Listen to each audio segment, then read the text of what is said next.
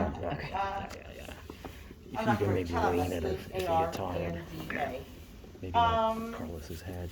No. This is probably not a familiar term to most of you, unless your family is Cuban. Probably not familiar. Or if you're Hispanic but not Cuban, you might understand a different meaning for this word. But because in the various parts of Spanish-speaking world, that word means a lot of different things. But our story begins in Cuba in the last quarter of the 19th century, when that word meant something kind of like a band, like a collection of instruments or an ensemble. And it was not really exactly a flattering way of saying it. Like, it's not saying an ensemble, it's more like your squad or something like that. So that's where we begin. That's sort of the late 19th century Cuban understanding of the term. And, why do we care? Like, who cares? I care because the most prominently featured instrument is in charanga is the flute, and I'm a flutist, so I care. But why does anybody else care?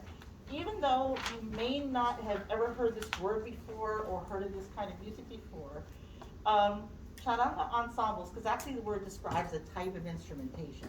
It's not a type of music, it's a type of group. Okay. In a charanga, all of the major dance crazes that we think of, like for Latin dance music, especially in the 20th century, really all started in the charanga. Mambo, that first got started in the charanga. Cha-cha-cha, first got started in charanga. Like pachanga, maybe you didn't know about pachanga. I know my mom that was like her day. Like pachanga was a big dance craze in the U.S., mostly New York, from 1960 to 1965. Also got started in charangas before other kinds of bands took them up. So, and also many, many, many very famous musicians in Latin music in the 20th century had their first job in some charanga or other. So it's been like an important sort of breeding ground for every next step of style and for the up and coming generation of who the great musicians are. So that's why that's why I care. I think you care if you took this class because you're interested in that sort of thing. So what is a charanga? A charanga is a Latin dance band or Cuban dance band that features the flute as its lead instrument. It also has a string section. You guys only get to see two of the strings. There's a third one, but she's actually in Horace, the Rutgers of New York, so she'll only be here for the next class. And a Latin rhythm section. So Latin rhythm section has piano and bass, congas, also those aluminum drums next to, what do they call you, Professor Ramos, Bob, Professor Ramos? Those aluminum drums are called timbales, and also one, in this particular type, we have the güiro, very important. I'm sure you've talked about other small instruments like maracas, like cowbell, claves, that sort of thing. So that's what a Latin rhythm section is. So the type of music that a charanga plays will be very familiar. Anything that you know kind of got, like salsa, basically, salsa, and then older things like cha-cha-cha and somontum and things like that. The charanga plays all those same things. But and also they do have singers. Unfortunately, I'm not a singer, so there will not be any singing today, really. Maybe one day if Rutgers has a budget, we'll have singers too, but there won't be a singing today. But charangas usually do have singers. We just don't have them right here. So the rhythms and the grooves will sound very familiar, like, oh, I know what this is. This is Latin dance music, okay. But the sound, instead of having a lineup of very loud brass instruments like trumpets and trombone, it has an elegant and sophisticated lighter lineup of flute and strings. A very famous flutist from this particular type of music, still living, is going to be 90 years old, ojalá que sí, hopefully so, 90 years old very soon. He wrote a quote that all of us in this field talk about. He says, like, charanga doesn't assault your ears with all that brass. It's light and elegant and sophisticated. You can swing all night, you can dance all night without kind of, getting a headache and going deaf with our beautiful lineup of flute strings. So what does that sound like? Well, in charanga, as in most other types of Latin, like a salsa band or a mambo orchestra or something like that, like I said, we have the rhythm section, and they always pretty much do kind of the same thing. So I'm going to start with the percussion, because they're the most important thing in any Latin ensemble. And I'm going to help them a little bit, because we have a little bit of a shortage of people. Can I set this down for you? No, but I need you at the palmas. That's where I need you. Okay.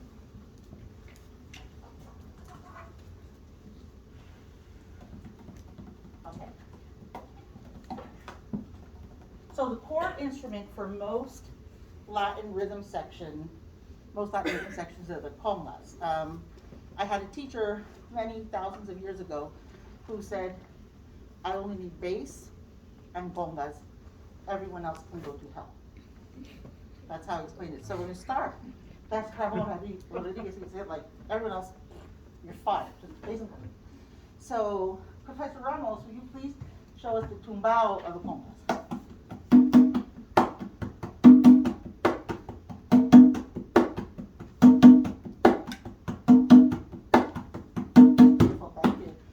Now, but charanga is a little different. Charanga doesn't really start out like this.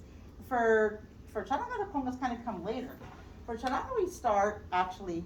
The timbales are the first instrument to become part of this Latin dance thing. So, Daphne, can you please? I would ask you to play two different kind of things. Can you play first just the basic charanga for okay? Oh, okay. So that's would just be.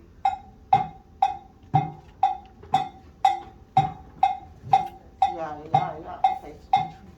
And let's put that together with the compas and it's starting to get a little groovier. 1, 2, 3, 4.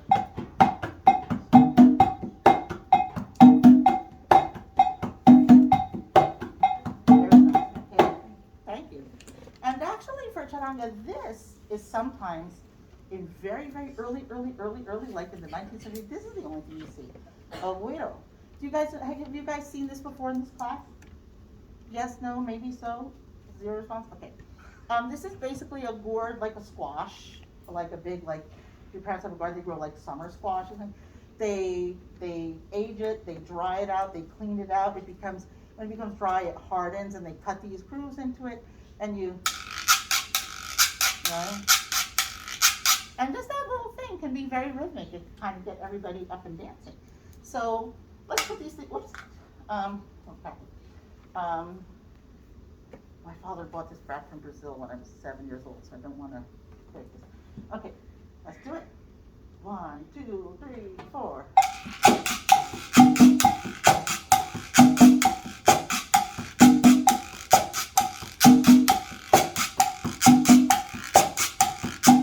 Okay, great, thank you. So that is the rhythmic element of your dance groove for lots and lots of kind of Latin dance music, not just this, but a lot of types. So then, let's add the bass.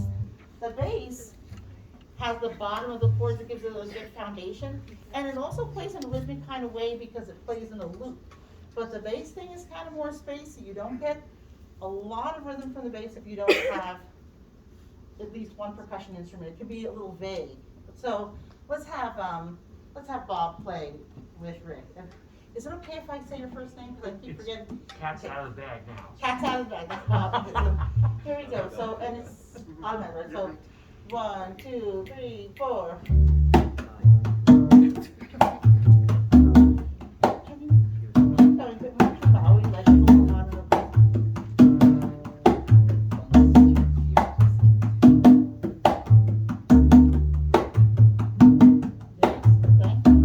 So then finally, we have the piano, which the piano kind of comes after more guitar-like instruments, including like the tres, and it has a very sort of broken up and rhythmic way of playing chords, but the piano is there to play chords, to give like harmonic support to everything else that's going on. So can you show us a guajeo on the piano? Go ahead.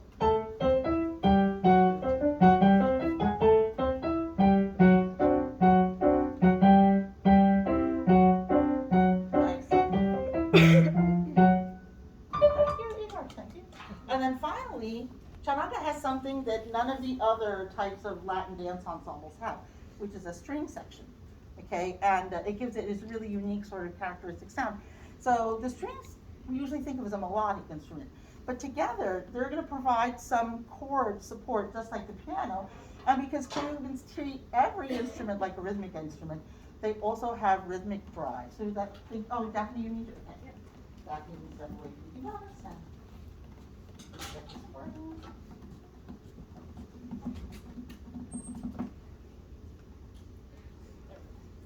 Okay. So, together, so they are met our finger. 1, 2, 1, 2, 3, 4. Thank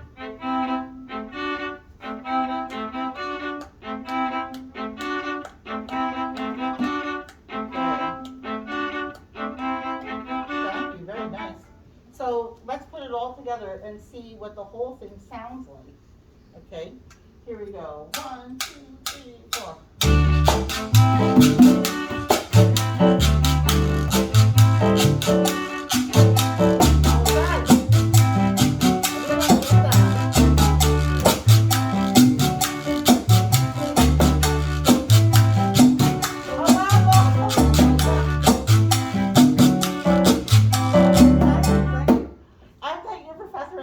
He's really awesome. He's like reaching over and getting the tins at the same time. I was like, yes, thank you, Mom, thank you. So now that's a party, right? Now it sounds like, now that's a party. Okay, that sounds like a party. So now, where does the flute come up? Okay, the flute just plays all over that. So we're gonna drop the wheel, but we have a Bob needs so much stuff. So okay. Now this is coming off. It's not coming back on again because these earrings, you know how long it took me to get this around my earrings, so no. Okay, the flute improvises over that kind of like carpet, that nice carpet of like rhythm and a harmony that the rhythm section and the violins have given me. Okay, so let's do that. So 1, 2, 1, 2, 3, 4.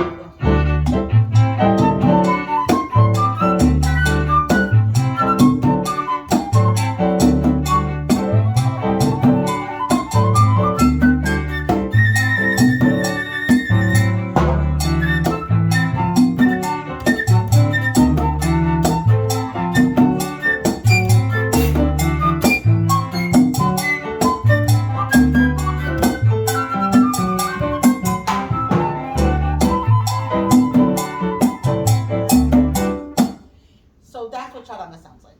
Okay, so nice, right? Did you like it? So like, what? Okay.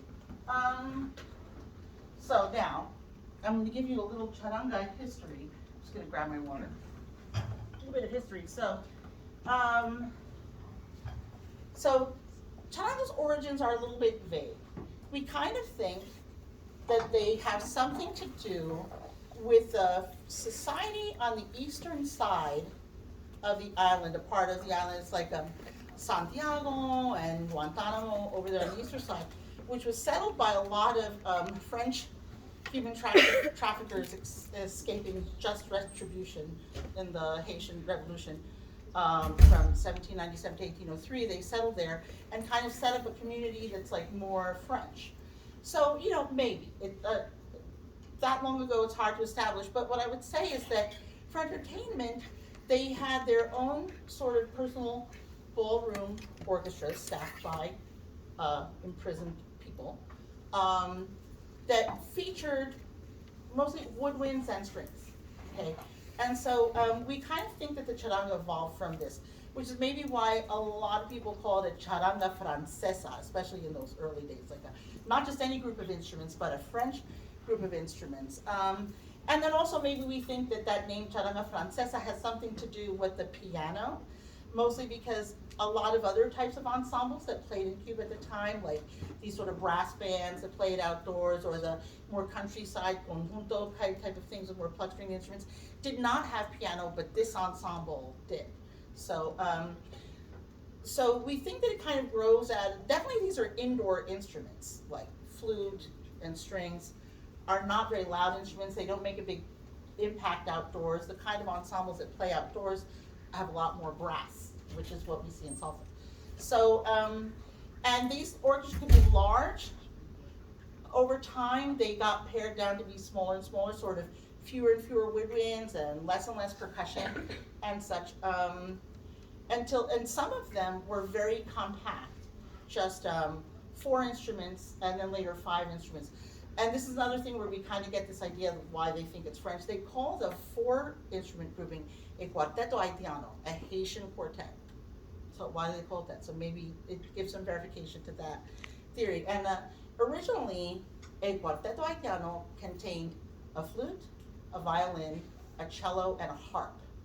And when pianos started coming over from Europe more in the middle of the 19th century, there were more and more of them, harp gets replaced by piano. And because the piano has all this bass range, the cello didn't really seem to do the job anymore, so it gets changed to the upright acoustic bass. So then this, like later in the century, standard instrumentation is flute, violin, piano, and bass. And then as things started to get sort of funkier, the kind of music they could play, we add the... It's over here. Oh, thank you, the güiro. Okay, we add the güiro, okay. So then that's a quinteto haitiano, a Haitian quintet, okay. Those are the Spanish names for that ensemble. Musicians also refer to it by an African name that they would call a bunga.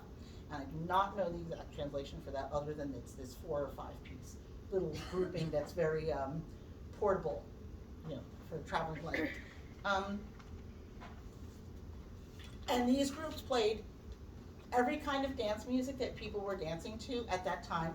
But for our purposes and the evolution of charanga, the one type of music that they played we care about is called the contradanza. The contradanza, because everything, actually I think the most music in the Caribbean grows from the contradanza. Like almost everything you guys have talked about comes from the contradanza. That's most important for ours. So we're going to play a little bunga thing for you here. Are you going to stand? Okay. Okay. My daughter Lisa's moving to the bass for now. Oh, I should introduce her to you. Professor Ramos told you my name. I'm Jessica Valiente. These are 2 of my children. This is Daphne Faulkner. Say hi to Daphne. Don't be rude. Say hi. My next older daughter, Annalisa Faulkner. Okay. She was recently accepted to Mason Girls on upright bass with a full scholarship.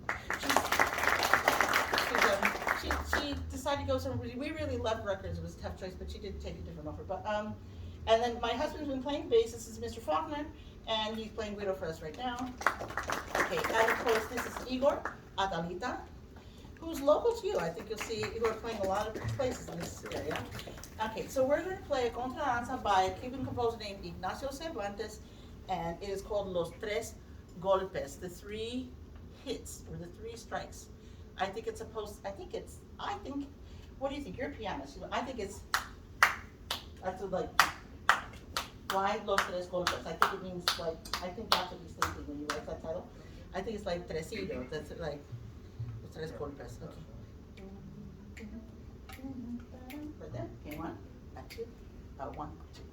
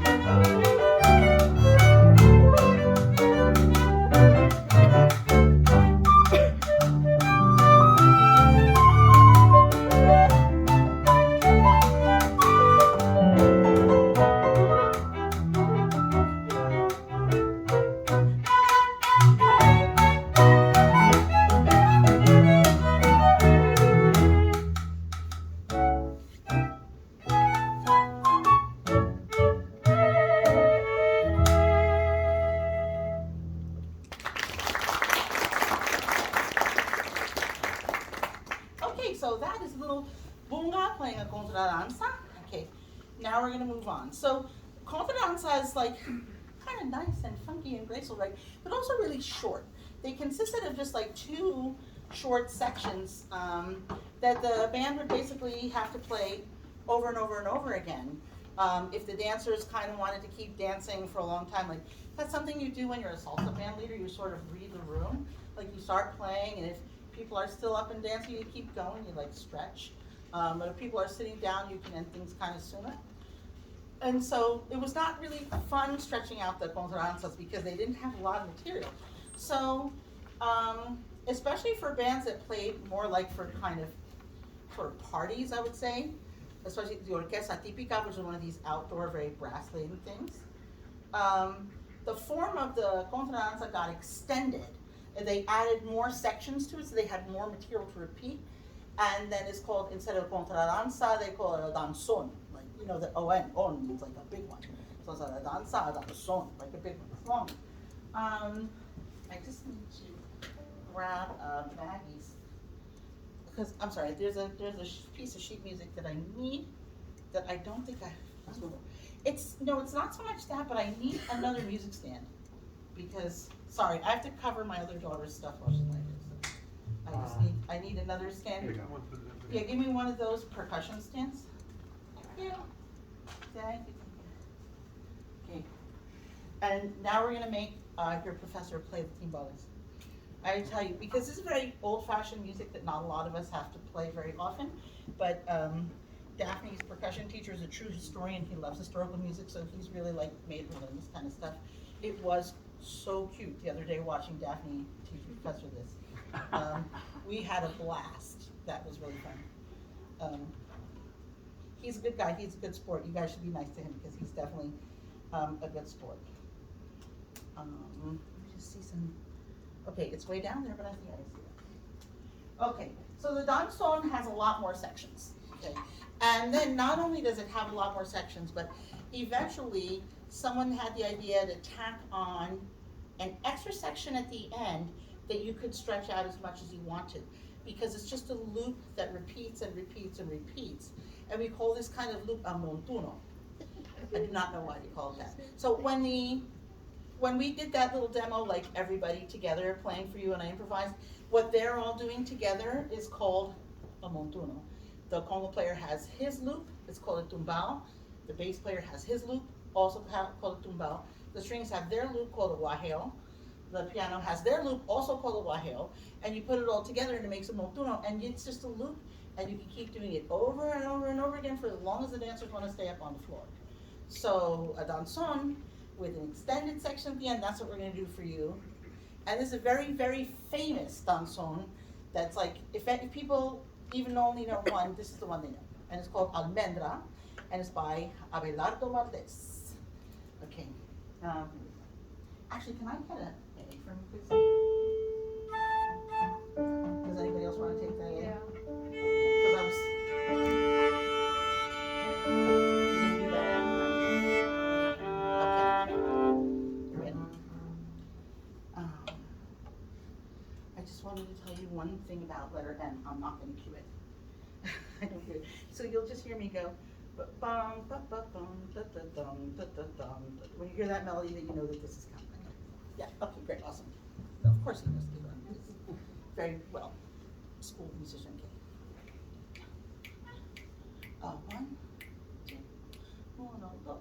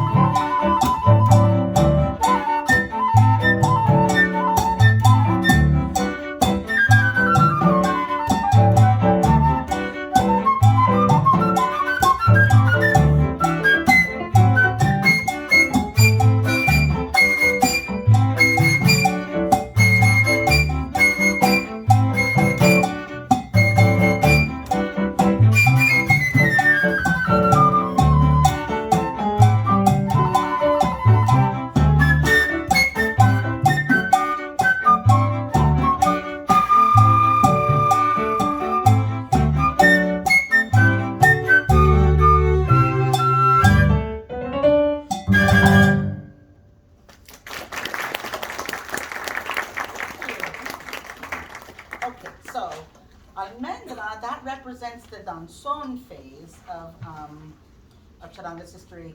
And around that time, we're kind of into 1900, 1910, getting up towards 1920. There's sort of an important phase of charanga that I would love to be able to demonstrate for you. Unfortunately, we can't because it involves singers.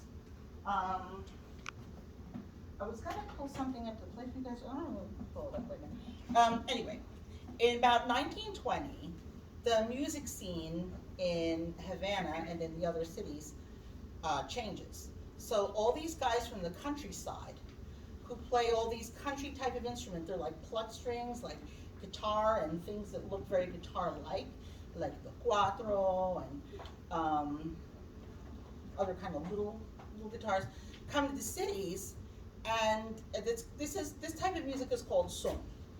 Son is the true father of all Latin dance music. That's the real, son. It's like guitars and clave and maracas and bongo and singers, and audiences love it. First of all, because they have singers. At this point, nothing that we played has got vocals. It has singers, and audiences like singers. They can identify. They're singing words that people understand, so it's very relatable. So the charangas start losing, work. They start losing gigs to the son conjuntos. That's really just word conjunto, like for son ensemble. And so they have to compete with them. They figure the first thing that's most appealing is, like I said, is the singers. And so they start hiring singers and making a vocalist much more prominently featured in the band. And this type of music from charanga is called a danzonete. So sort of the opposite of contradanza, danzón, a big one, and ete at the end makes it like a little sweet one. So danzonete is with vocalists. So just so you know, for your understanding of the history, that's what happens in the 20s, even though we're not going to do that for you right now. The next big thing that charanga come up with is probably the most important one for the complete shift of direction for all Latin popular music, at least as far as it goes internationally, like what comes to the United States, and what goes to Europe, and around the rest of Latin America, and that is the mambo. Usually when you think of mambo, you think of you guys ever watch I Love Lucy, right? You ever watch I Love? So, her husband, Des Arnaz, the kind of band that he leads is a mambo orchestra. And Des Arnaz, real guy, he really was sort of like a Cuban singer, like movie star before he came here and he had an orchestra. So that's what we think of mambo, but mambo started here in the flute and string elements, of the charanga. So in the late 1930s, a very famous charanga band leader named Antonio Arcaño, he's the real OG of the charanga flutists, Arcaño. He used to play a weekly radio show in Havana on a double bill with another extremely important musician for the history of Latin music, Arsenio Rodriguez. And his band was like a son conjunto, but with like a horn lineup. I think they had was it 3 trumpets or something, like a sort of classic 3 trumpet, I think he made it classic 3 trumpet lineup. But, Arsenio Rodriguez had a much more African influence to his music. Like, when we think of charanga, we call it charanga francesa, we think of we think of French, we think of it's got this European sort of chamber music-y thing, like we would the bomba, that sounds like, chamber music. Chamber music's a little funky, but still chamber music. But Arsenio Rodriguez was from the hood in Havana. His parents and his family were much more connected to their African roots. You gotta think, he was born in 1911, so probably his grandfather remembered captivity and all those terrible things. So they spoke his family's African language at home. Okay, so he was much more connected to that. So he had drums that have sort of like an African appearance to them, like the conga. He had this in his band. So week after week after week, Arsenio and Arcaño are there, and they're listening to each other's bands, kind of like picking up what's cool from each other. And 2 very famous brothers, Israel Cachao Lopez and Orestes Lopez. Cachao was the bass player in Arcaño's band, and his brother Orestes, I'm always confused that he played cello or piano. He played cello with Arganio, I think. Okay, mostly, yeah, but I think, okay. He's mostly known as a pianist. Mostly known as a pianist, but in this particular band played cello. Like picking up from Arsenio, he's like, this is cool. I'm gonna write something that's a little bit more funky, a little bit more syncopated, like we're not dropping it on one, we're dropping it elsewhere. And I want to have a conga. Well, that was also Arcanio's idea, like, people like the conga, I want a conga player in my band, so somebody find me a conga player. So they did. You know, and so Orestes wrote this song, and he called it mambo. Again, that's probably a word that he got from Arsenio, and I don't know what it means, and maybe he didn't even know either, but this is where we get the word for this kind of dance and this kind of music, is mambo is from this song, which is called mambo. And it's just like a little funkier than what you were hearing before. I think the funkiness is mostly because now we have congas, and also the bass never plays on one, right? So that never plays on one, so more funky. You know, people were scandalized, but like scandalized in a good way, you know what I mean? They're like, oh, they're playing that African music. Where can I go hear some of that African music? You know, like, you know what I mean? So it was sort of scandalous, but it also really took off like wildfire. So we're gonna do mambo. We're not gonna do like this super fast 1990s version. We're gonna kind of do like the 1940s. And by the way, the year that he wrote this was, I think 1937. 1937, yeah. Well, first I need more water. So dry in this building. It's awful.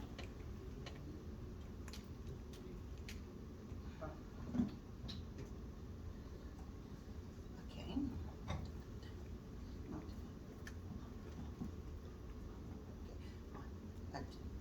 One, two, three, four.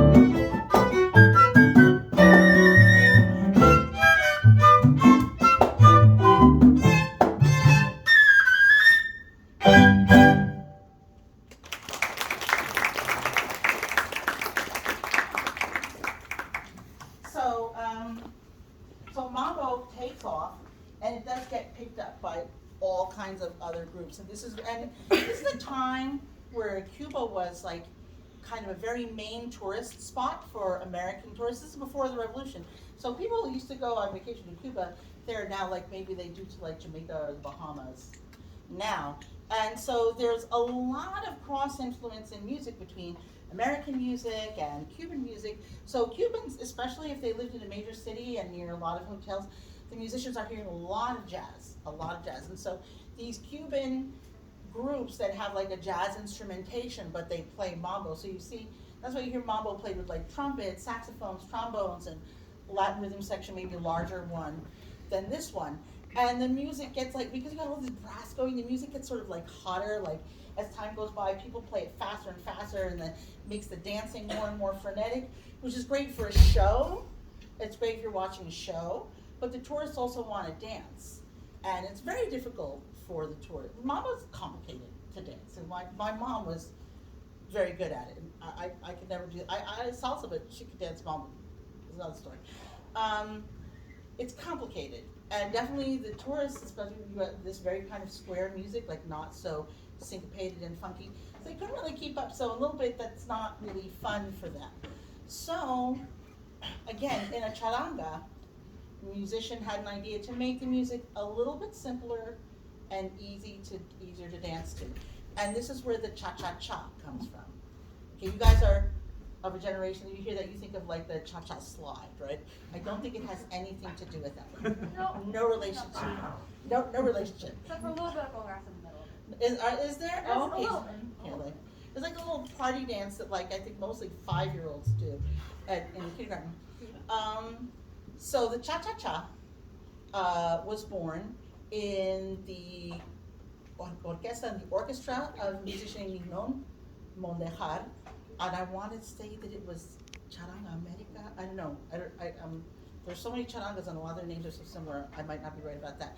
And one of his violinists, Enrique Jorin, came up with this where the pianist plays really much more squarely. Like, can you use like Tito? Can you do some of that? So you can really feel the beat. It's very strong. And Daphne, do you mind just really quickly, just like tuck, tuck, tuck, please? Like it's much more square. Go ahead.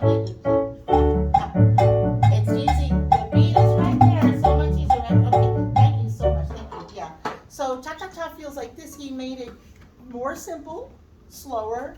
The beat is more. The beat is more like clearly expressed. So it's more obvious and easier to find. And the very first song that he wrote of this type is called La Engañadora, which means the cheating woman. Many Cuban songs are just an indictment of women, just like flat out. I have a charanga that's like this is my family, like my beautiful daughters, my husband, my longtime bestie Bob, and a wonderful friend I tremendously respect, Igor. It's like a family thing, but I have a group that's like, it's like 11, it's all women. I said, we gotta write some of our own stuff, our own lyrics, because all the songs just say how bad and disposable we are. So we need more lyrics. We need new material. So La Engañadora was the first cha-cha-cha. And can I just tell you guys something about the cha-cha-cha? Like especially if you have a little friend who invites you to their quinceañera. Like even if you're not Hispanic, you may have been invited to quinceañera, and you hear a lot of music. So it's not 1, 2, cha-cha-cha. No. It's 1, 2, 3, cha-cha-cha. The last cha lands on the beginning. Does this make sense to them? So I don't know if you know, like 1, 2, 3, 4, and 1. It's not 2 and 3. It's not 3 and 4. It's 4 and 1. So I don't know. I try to fix everybody with the cha-cha-cha wherever I go. So that's why I'm telling you. Okay. Here we go. La Engañadora. It's very loud. 2, 1, 2, 3, 4.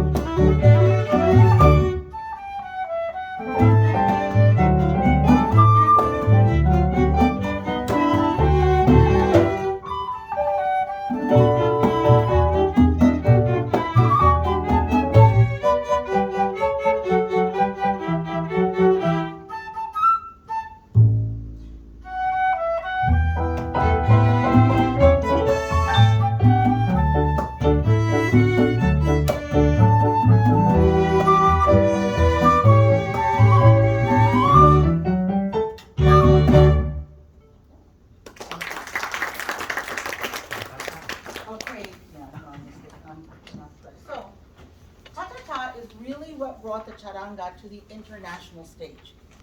Outside of, let's say, Cuba, Mexico, and maybe I feel like the Dominican Republic, because my grandparents used to dance to danzones, so I guess like from the radio or something, the transmission got to, so maybe DR. Were maybe the only places that were aware of charanga up until about 1950. By the way, Enrique Jorrín wrote this in 1949. So the 50s are all about the cha-cha-cha. And still mambo for the people who are really into it, but cha-cha-cha.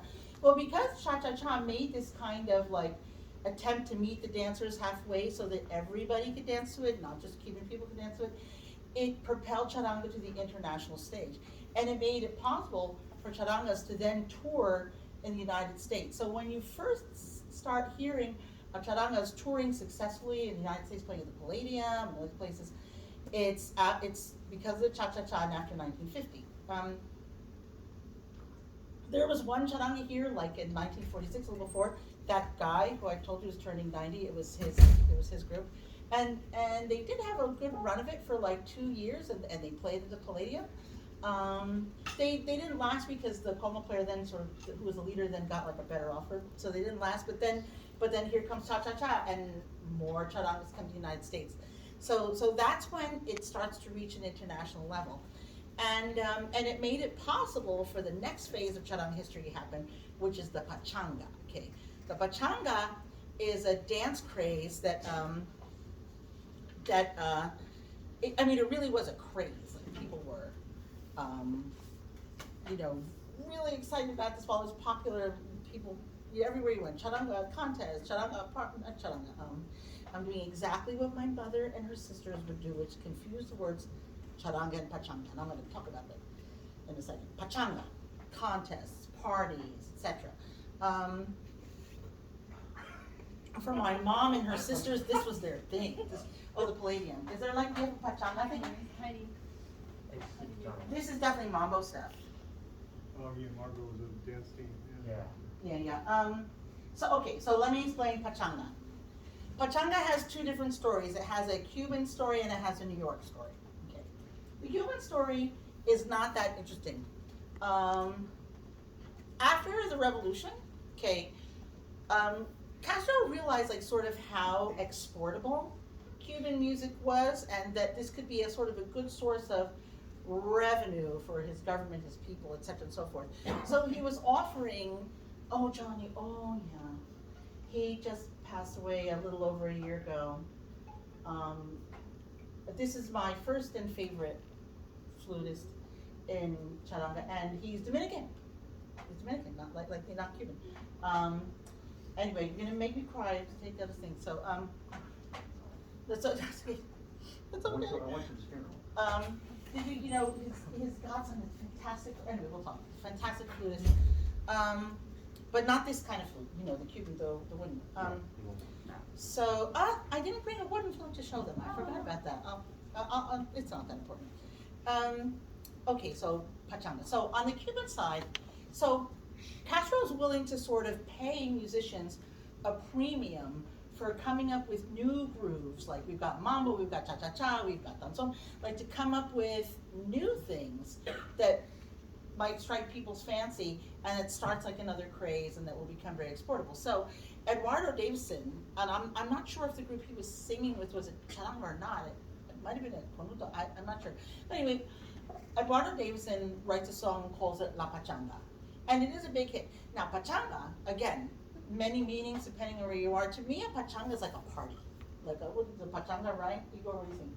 It's like una fiesta. Una pachanga is like if you're partying, if you're gonna pachangueando, so he calls this song La Pachanga, and it is a big hit in Cuba for a while. But it's not related to our pachanga because the sound of that groove is much more a lot like merengue, which is not how it sounds in New York. Okay. In the Bronx, on the other hand, 1957, 59. Where are the pictures of Johnny? We need Johnny back. Bring back Johnny. Oh, you have the flutes. We need Johnny. Can you come back to him? His face or? Yes, his face. And also, where's my flute case? Because I need to show them how it works, how pachanga works. And this was my mom's thing. This is her thing. This is her dance, you know. So, okay, there's Johnny Pacheco. I want to see if I can see like the really young Johnny, clean cut, oh, this one. Again, honey, can you stand aside? This beautiful, happy face. This is the face in 1957, okay? He's playing at a club in the Bronx with his group called Tritons. Okay? And my mom wasn't there that night because they were not like really, she was not really allowed to go up to the Bronx. She was in Brooklyn. She did some, anyway, she was just sneak out and go, but not really, so she wasn't there, but some of her friends were there at this history-making moment. So up at Tritons in the Bronx, Johnny's there playing with his band, and he accidentally called off a tune too fast for the dancers. We do it sometimes. Maybe accidentally you're feeling excited, maybe you had a lot of coffee and you can't off, and you're like, and you start, and then all the dancers are staring at you because they know they can't dance. Right? They're like, and you're like, holy crap! I've started this now. How do I get out of it? Well, Johnny, that's a guy who was always thinking. That's the guy who's always thinking. That's what they want food too. Yeah. Oh, yeah. That's a. But this is atypical. I learned from his godson. This flute is not French. It's German. Also, it's a Franken flute. It's got like. Anyway, I don't want to be too flute nerdy with. Well, I'll talk to Adrian about it. I don't want to be too flute nerdy, but I can to get so nerdy about this stuff. Okay, so he called out the tune too fast. The dancers are standing dead still, and they just started the song. The most embarrassing thing for any band is you're playing and the dancers won't dance. So what does he do? So he takes a white handkerchief out of his pocket. This was the day when men wore handkerchiefs and ties, and how nice was that? Like, he takes a handkerchief out of his pocket and he starts like over his head like this, okay? Kind of like this. Now, I feel like every Latino in the room knows that in their country they do this. I don't care if you're from Colombia, from Puerto Rico, Dominican Republic, like you have some kind of tradition that involves a white handkerchief, right? We call it palo in the Dominican Republic. People call all kinds of things. So he starts doing like this, and a step that's a little easier to do faster. So everybody picks up like, oh yeah, and the men start grabbing their handkerchiefs, giving them to their girlfriends, and soon everybody's dancing like this, and he calls it La Pachanga. And this craze took over the city for the next 5 years. If you wanted to fill your venue up to capacity, all you had to put on your marquee was Pachanga, and everybody would show up. So, okay, so this song that we're gonna play for you right now, El Clavelito, it didn't start out as a pachanga. It didn't. This song is from before that time, but we're gonna play pachanga style because I feel like you can pachanga anything. Like you can just take a song and turn it pachanga. So, are you ready? Yeah. Okay, here we go. So, El Clavelito, like, we have like all these potions and stuff like that for your health. So like, El Clavelo or Clavelito is a clove, like cinnamon and cloves and stuff like that you put in pumpkin pie. But before you grind it, it's like a little nail. It's a Clavelito, and you soak it in the rum and water and stuff, and then the essence comes out. And you drink that. You feel, but cloves are actually very, very good for you. They're definitely very good for you. But this is kind of got a little element of like, oh, drink the clove water and witchcraft and all this kind of stuff. So Lisa and I will sing for you. Well, Rick and Igor and Daphne work their magic. Go ahead, take it away. Pon tu pensamiento en mí.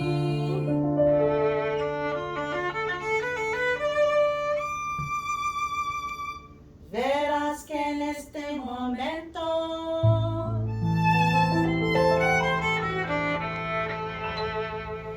mi fuerza de pensamiento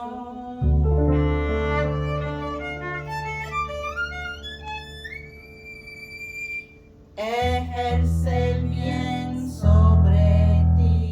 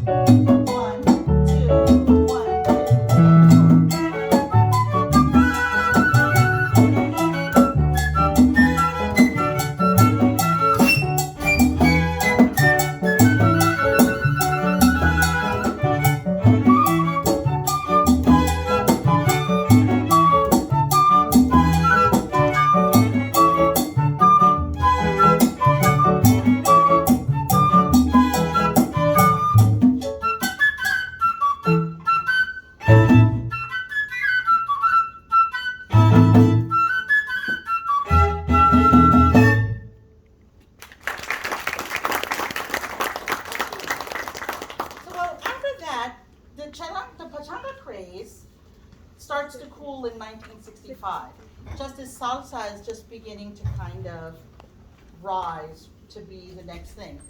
And, you know, I kind of feel like I can leave you with this because the next phase of charanga is that they try to sound as much like salsa bands as they can.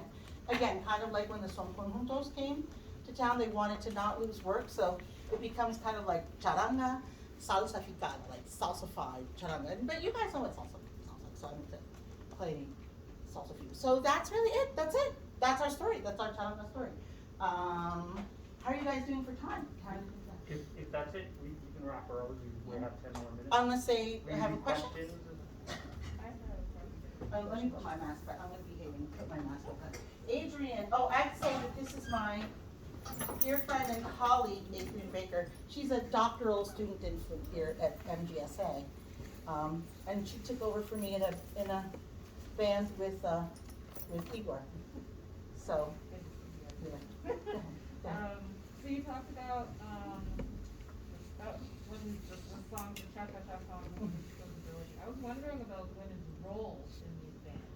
Now that's a great question. Okay, what about the women? This is actually what my dissertation is kind of about. So here's the thing. Yeah, in terms of in a professional space, until more recently, you very rarely see women in Cuban music and in Latin music.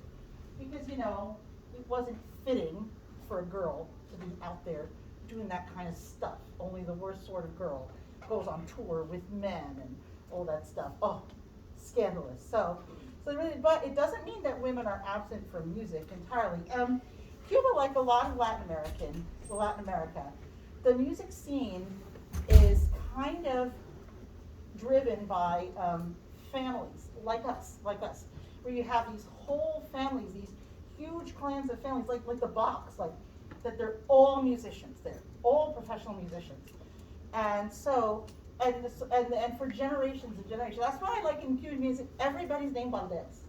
Everybody's Valdez. Like there's Valdez and there's Lopez and there's like 3 other names, and that's all Cuban music, because it's run by these massive families who do every kind of music that they can master. So a typical Cuban musician in the 19th, 20th century played several instruments and had a massive skill set in terms of playing every kind of music that was put in front of them.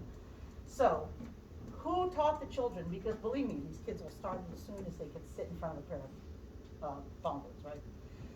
The women taught the children. So, women were extremely well versed and well skilled in every single instrument, as well as music theory, solfeggio, ear training. They started those babies young. Now, why has to do with race. Okay, so in Cuba, as in a lot of the Caribbean and Latin America, Black people were not allowed to hold certain professions like law, medicine, not allowed. Okay, not allowed.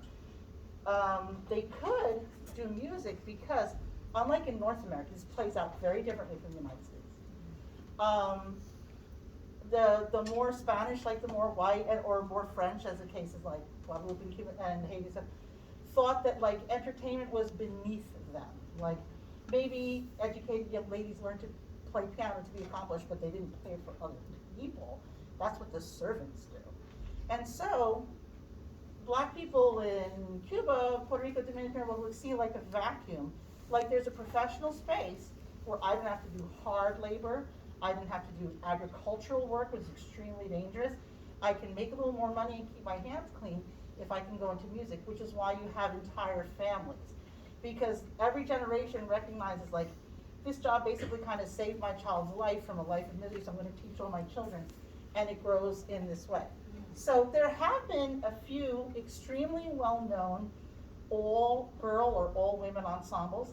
And I guess kind of in everybody's mind, this was acceptable or okay if it were like an educational situation. So you see all of the girls from this high school going on tour with their band kind of thing, or all the girls. And there's one very famous band called Anacaona, which for like 3 generations or 4 generations now has been all women. And they can do everything. They do son conjunto, they do charanga, they do mambo big band, and they all switch instruments all the time. They are incredibly skillful, Anacaona. They're very important in music history. And something that I mentioned in my dissertation, like this for a long time is kind of a self-perpetuating phenomenon of women sort of, is that them? Oh, how do you do this so fast? It's magic, right? That, Only spell. that like, they don't want anybody to think bad of them, like they don't want me to think like I'm not a nice girl or easy or something like that. So they wouldn't want to go on tour, like they didn't want to be thought of like that. But that being said, there have been a few very famous band leaders, entrepreneurs, singers, composers from Cuban history who are women. There's a good enough handful that there's like a pantheon, but they're kind of the exception that proves the rule. Things changed very much after the revolution. I mean, supposedly, communism was supposed to be very egalitarian, right? So it means that women get to do all the stuff that men do. That's the idea. And so I understand, like, I haven't been, but if you go to Cuba now, every coffee shop, every cafe, every little plaza or whatever, you're gonna see bungas all over the place. It's like 4-piece, 5-piece, like we did for you before, and it's always like flute, violin, little couple of back of them, all girls, always teenage girls, all girls. So that's like a phenomenon that's like different now. So what's happening now is very different from what happened before. How do you spell the name of the ANACAONA, and that's a very famous and important name. Like, Ana Caona was supposedly the cacique, like the chief. She was the chief in Quisqueya, in the Dominican Republic, before it was the Dominican Republic, it was just Quisqueya, when Columbus landed there and started killing everybody, and pedophiling all the children, all that stuff that he did, before she was the chief who like defied him and like sacrificed herself for her people. So that name Ana Caona is a very powerful name. There's a very famous song, right? Really famous song about Ana Caona. Actually, we're going to be recording that song with my job in the summertime. So that's why they gave themselves that powerful name. Yeah. Anything else? No, I have answered all your questions about charanga. Yay, okay. Okay, well, thank you for your attention. Thank you so much.